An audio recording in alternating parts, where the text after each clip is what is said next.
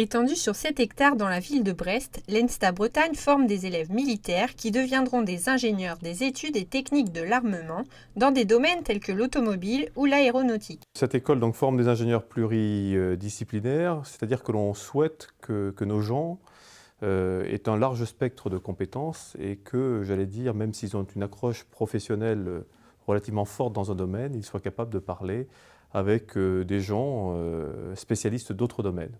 Dans l'école, les militaires sont moins nombreux que les civils, mais tous suivent le même cursus. En première année, ils reçoivent un enseignement général, avec au programme des cours d'informatique, de finance, de mathématiques et d'anglais. Cleverly designed to keep your ears at a medium temperature. L'anglais, c'est indispensable quand on est ingénieur. L'ingénieur de demain, l'ingénieur d'aujourd'hui déjà, mais l'ingénieur de demain encore plus, sera amené à travailler dans le monde entier. En deuxième année, les étudiants se spécialisent, comme ici, en architecture navale, une formation très populaire à l'ENSTA qui leur apprend à analyser et concevoir une plateforme navale ou offshore. J'ai choisi cette option un petit peu parce que les bateaux sont d'énormes bâtiments qui sont plutôt attirants pour nous. Il y a pas mal de défis industriels pour les fabriquer dans des temps réduits, des défis techniques pour qu'ils tiennent sur toutes les mers du monde à des prix très réduits. Et en même temps, ce qu'on attend de nous quand on sort d'architecture navale et offshore et qu'on est ingénieur, c'est d'être capable de concevoir un moyen de transport qui soit à la fois écologique et économique pour les armateurs qui investissent sur ces supports. Autre spécialisation, la robotique où les élèves créent leurs propres robots virtuels, mobiles ou humanoïdes. Certains, déjà fabriqués, servent d'outils pédagogiques. Dans le cadre de cette spécialisation, les futurs ingénieurs participent à des concours comme la Coupe de France de robotique.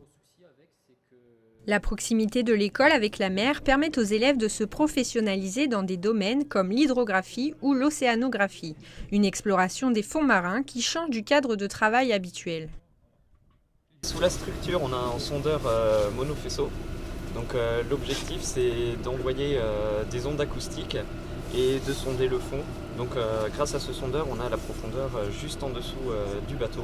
Les futurs hydrographes et océanographes seront amenés à travailler sur des programmes d'aménagement du littoral, à développer des cartes marines ou à veiller à la sécurité en mer. Pour ceux qui préfèrent la terre à la mer, la mécanique est l'une des options proposées en deuxième année à l'ENSTA, une formation où l'on teste différents matériaux qui composeront les véhicules de demain. Près du gymnase, les coupes témoignent de l'importance du sport à l'école. On a déjà 1h15 de sport par semaine par promotion. Et en plus de cette heure de sport, on est à 90% des élèves engagés au sein de l'association sportive de l'école. Le volley, mais aussi le handball, le football, le basket et même le rugby font partie des activités sportives proposées et rassemblent les élèves plusieurs fois par semaine. Quand certains sont sur le terrain, le bureau des élèves prépare le gala annuel qui a eu lieu cette année sur le thème des carnavals du monde. La soirée s'est divisée en deux parties. D'abord le cocktail où les militaires devaient porter l'uniforme, puis la soirée en elle-même. L'ENSTA propose aussi de nombreux clubs comme le théâtre, la voile ou encore les cours de rock. Les futurs ingénieurs militaires ne représentent que 20% de l'effectif des élèves. Ils ne portent l'uniforme que pour certaines occasions.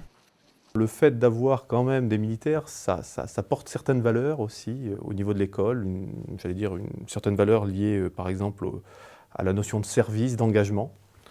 Ce que je constate également, c'est qu'il n'y a pas d'effet de clan, même si j'évoquais un petit peu la tendance un peu grégaire et à se regrouper les gens. Il n'y a pas d'effet de clan au sein de l'école, c'est-à-dire que les gens se mélangent. Des différences existent pourtant entre les élèves. Les militaires ont réalisé une année de formation dans l'armée et perçoivent une solde pendant leurs études. Je connais le milieu militaire depuis un moment et j'ai très vite une attirance pour le milieu maritime et les sciences. Et j'ai découvert un peu avant le bac l'option hydrographie-océanographie de cette école qui donc me permet de concilier à la fois l'aspect militaire, l'aspect scientifique et l'aspect maritime. À la sortie de l'école, les futurs ingénieurs militaires serviront l'État et le ministère de la Défense pour une durée de 6 ans. Ils laisseront la place aux nouvelles recrues, une passation symbolisée par la cérémonie du fanion.